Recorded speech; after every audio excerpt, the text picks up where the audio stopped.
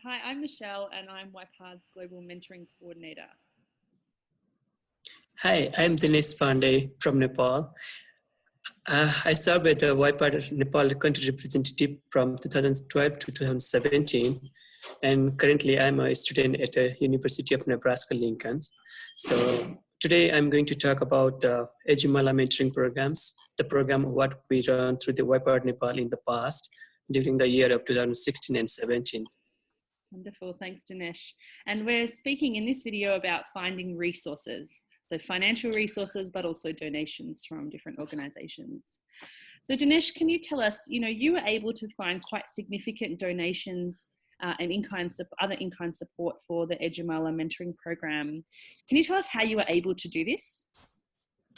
So definitely, everywhere when we were submitting YPARD annual report, we found that we were lacking the mentoring program within our local representative also.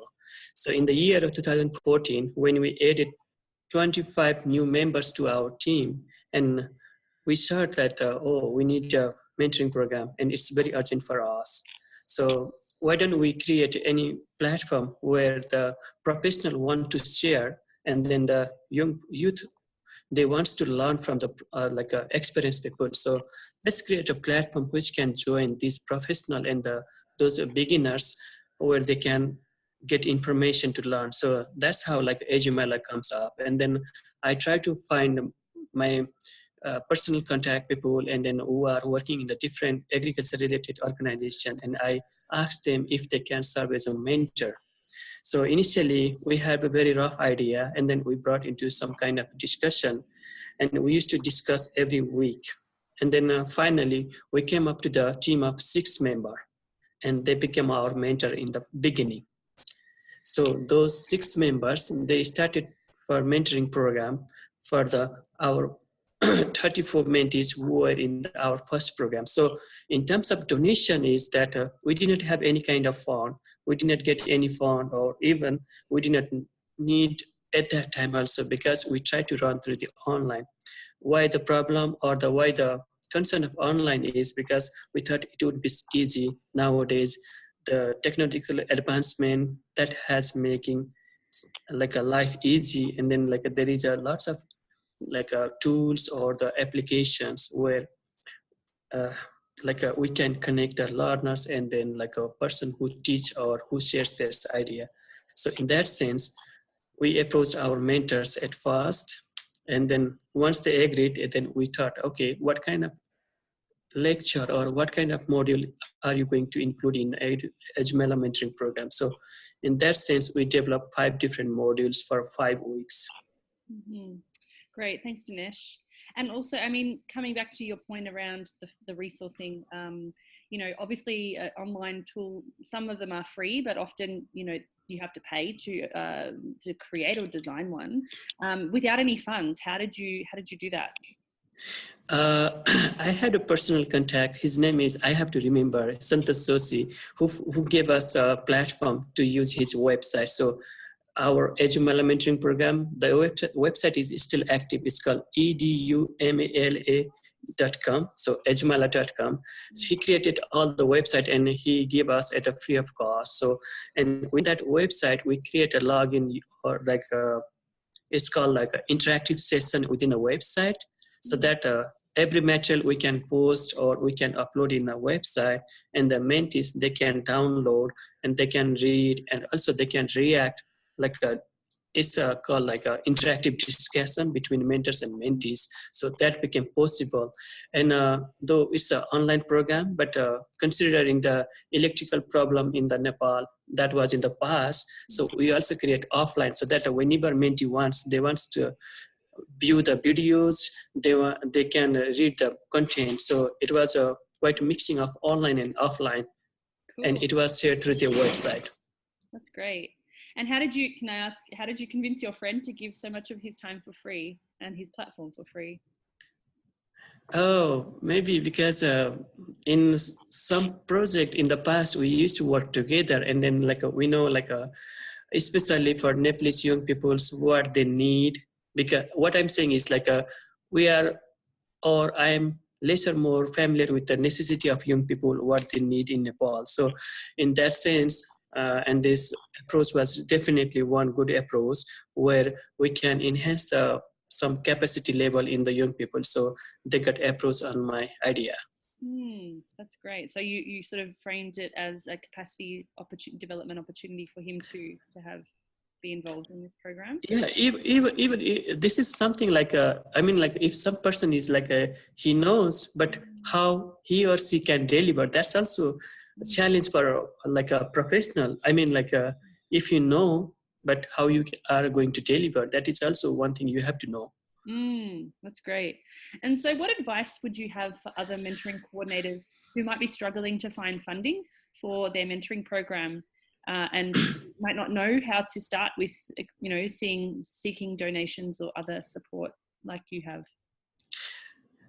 For that case, like first thing is like it may be different based on the country or the region. So first thing is you have to set up your necessity, what you need. Like I said in the past, like our local representative, they need some kind of mentoring program. So, and then we thought like online would be good because it can be delivered at the same time for the big or large number of people. And the second thing is like you have to set up your team. So if your team is not strong, your program may be interrupted within that session or something. So first thing is like you have to know like what is your necessity. Second is like your team build up, your mentors, they have to provide the free of time. And then one is like even if there is mentor, but there should be one coordinator who can facilitate with the mentees, because when you organize online program means like mentors and mentees, they do not meet. It's a virtual program, but coordinator, he or she can facilitate, and then mentees may ask more question or may get a more idea from mentors. So third is like there is also need of coordinator. And then last but not the least is evaluation. Like you have to periodically check like what your mentees got learned and how they are using in their life or something. Thanks, Dinesh. That's a really interesting way to frame the different elements of the program that are required and the different decisions you have to make. I'm wondering if you can talk specifically to a mentoring coordinator who say has made all those decisions and has all of that in place, but say has costs associated with running their program that they don't have funding to cover. What advice would you have for them in terms of how they might find other creative ways to make sure those costs are covered, or maybe drawing on your experience of finding donations from people in your network? I think if we talk about the donation, let me go first with the online concept, and then I might come to the offline also. So online, the website also costs definitely, but there are a lot of different like a social networking, something like a Facebook or like a LinkedIn or other kind of, or even like some of my colleagues, they have run like a WhatsApp programming and then like a WhatsApp group. So there are lots of ways to share, and then you have to peer review the content, what the materials is going to share between the mentors and mentees, because this also matters greatly. And so it means like I don't think just for the monetary problem you cannot create a website, but still there are other application or network you can run this kind of programs in online. It is possible. And based on our experience, like we lack most of the one category in our program. Those are like farmers, because farmers, they are not well adapted to this kind of ICT and then other technologies tools. So and to solve some up to these kind of problems where the farmers were not engaging in our HML mentoring program. So, and then we moved to the something like a offline, but it's called the student farmer interaction program. It's mobile approach. So the mentees, they used to go in the farmer's field and they used to learn. So the number has been reduced for the mentees from the online to offline or the on-site. But again, this is a one approach that where you can connect farmers with the person who wants to learn or the student level. That's great. It also sounds like if someone is, say, struggling to find funding for their program, and it sounds like what you were saying as well is very much about, look at your networks. You know, you probably have contacts in many different places that you can connect to your program, like you did. You know, you knew your friend who was a web developer who maybe wanted the experience of creating the platform, and you could create a good exchange between each other that didn't have to involve money. So I guess another, maybe a bit of advice is, you know, if you're a mentoring coordinator or country representative in YPARD, look at your own networks and what you think you can get and exchange from people in your own networks. Right.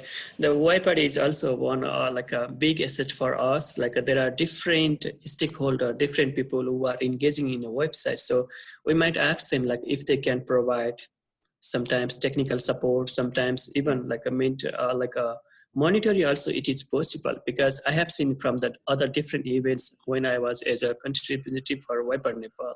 So they used to give up some kind of support in terms of finance. So means like it could be possible, but first thing is you have to approach. Yeah, that's so great. Thank you so much, Dinesh. Thanks, you too. Bye-bye.